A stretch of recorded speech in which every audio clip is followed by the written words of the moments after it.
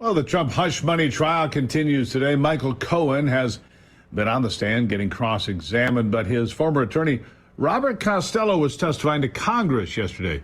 Boy, did he reveal some interesting things about Michael Cohen. Listen to this.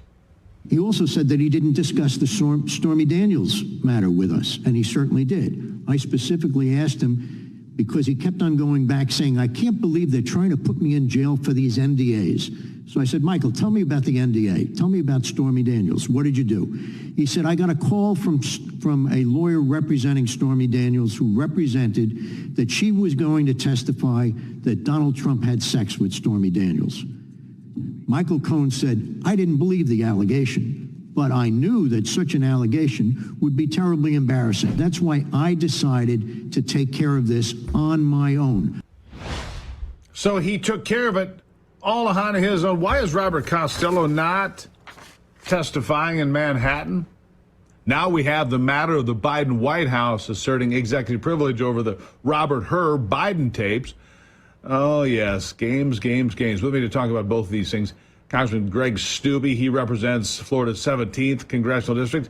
Congressman, nice to see you again. Let's start with Robert Costello. Man, what a bombshell that is. And why is he not in the courtroom, Congressman? Yeah, I hope that they do call him as a witness on the defense side simply to impeach the testimony of Michael Cohen. And not only did he talk about the clip that you showed, he also said that this was all Cohen's idea, that Trump had no involvement in this whatsoever, and he was upset that he wasn't appointed attorney general or something like that, and he wanted to ingratiate himself back into the Trump orbit, and he thought by taking care of this on his own would make Trump world happy, and he did it all himself. He negotiated the deal. He got the money from a HELOC that he pulled out on his own house, and Trump didn't have anything to do with it, and he told Bob Costello that, and they were, at the time, he was his lawyer, and because there was other things that Michael Cohen was trying to get criminal involvement, and he waived his attorney-client privilege. So now Bob Costello is able to talk about this to Congress. So you've got a very credible witness, a lawyer. You have Michael Cohen going to him for legal representation, who tells him all of these things, obviously in confidence that he's his lawyer, and that's really what happened. And now you have, Alvin Bragg using Michael Cohen, who's a convicted serial liar, to try to go after Trump when that's absolutely not factually what occurred. So I sure hope that the Trump defense team brings Bob Costello as an impeachment witness to impeach the credibility of Michael Cohen, because those are very extraordinary facts that would highlight what was really going on at that time to the jury. Well, and it would. And here's the thing. The case is allegedly about misidentifying or false filing of a business expense or something like that. I mean, it's such a Frankenstein case. I'm not really sure what the charge is. Nobody's quite sure what the charge is. But Bob Costello did point out a couple of things. He also said during the testimony that Michael Cohen said, I have nothing on Donald Trump, nothing. And then they talked about the expense of it and said, yes, that's a business expense. It's an NDA, as Michael Cohen kept referring to it. It's an NDA. It is a legitimate business expense in this particular case. There's nothing. I mean, how many NDAs we signed today have already been signed today in this country? Thousands is the answer. I mean, it's so common. It happens every day in America. And here we are charging somebody as if it's a crime. It's not. Yeah, I mean, you have on view for the American people the complete weaponization of the DOJ to go after President Trump, and using the criminal justice to do that against their number one opponent, who will be the Republican nominee this summer, and they're using the justice system to try to go after him. It's amazing. I don't even think they care if they get a conviction. They know that he's got to spend millions of dollars. They know that he's getting sucked into being in court for weeks at a time and can't be on the campaign trail, and that was their ultimate purpose. And then to try to damage him. I mean, if you're watching mainstream media and believing some of the lies that MSNBC and CNN are putting out there, that, oh, this is what was going on, and it's all an absolute concocted lie by the left and the deep state to just try to tarnish Donald Trump. This will be appealed.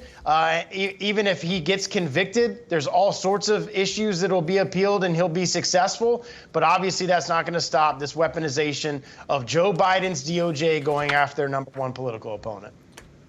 Absolutely agree. It would be beautiful if there was an acquittal in the case. Nobody expects that. A hung jury, maybe, but I don't expect that either. I expect they convict because it's New York. Maybe I'm wrong, Congressman, but we'll keep an eye on that one. Now, let me shift gears for a moment. This tape of President Joe Biden, taken by Robert Hur during their investigation of Joe Biden's handling of classified documents, which clearly he had documents he was not entitled to have, even as a senator, even as vice president.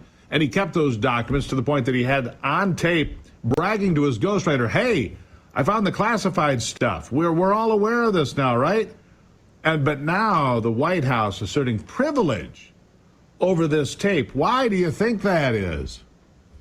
Well, under the investigator's own testimony, he's either incompetent to withstand trial because he's too old and doesn't understand what is going on, or he actually violated the law and should be held accountable. So you have the sitting president who actually violated the law and should be held accountable, and then you have them going after Trump, where Trump had the ability as president at that time to unclassify documents that they're going after him for. So it's always blaming the other person and accusing the other person of something that they're actually doing wrong.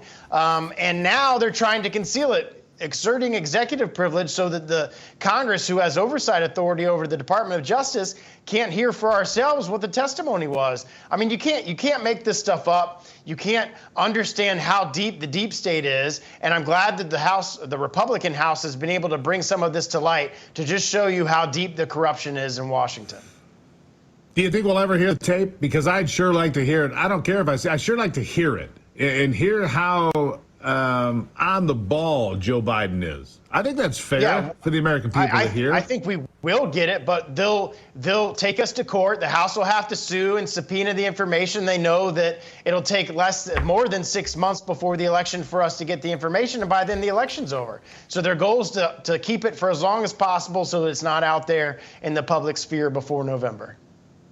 Right. Here's something they can't avoid now, and I was surprised by this big news yesterday. We were just talking about it at the top of the show, but Joe Biden offers 2 debates. Now, there's all sorts of rules. No audience. It can only be moderators from CNN or CBS or Telemundo. CNN has the first debate. No audience, no third parties. Mics have to be closed when, it's not your turn, so on and so forth. But it's coming on June 27th. And I have this sneaking feeling, Congressman, they're putting it out there as a test for Joe Biden. Can he pass the test? Can he deliver and make it happen? Or did they say, well, Joe, you didn't pass the test, so go for a replacement candidate prior to the convention in August? I think it's a test. What do you think? Yeah, that's an interesting theory. I can't wait to watch Donald Trump debate Joe Biden and destroy him on the public stage. But the fact that they're putting all of these little caveats, oh, no audience, oh, we're going to shut the mics off after your response, is absolutely ridiculous. There's never been any debate at the presidential level that's had all these different things on it. But they have to protect him as much as possible as they can because they know that Trump's going to be much more successful in the debate than Joe Biden will be. I think maybe they should just run it in black and white, more comfortable for Joe that way. On the radio. I mean, if we're going to go back to 1960. Yeah, do it on the radio in black and white. Congressman, always a pleasure having you here. Thank you. Yeah, good to see you. Good to see you, my friend. All right. Greg Stubbe from Florida. Great guy. After the break, the controversial decision to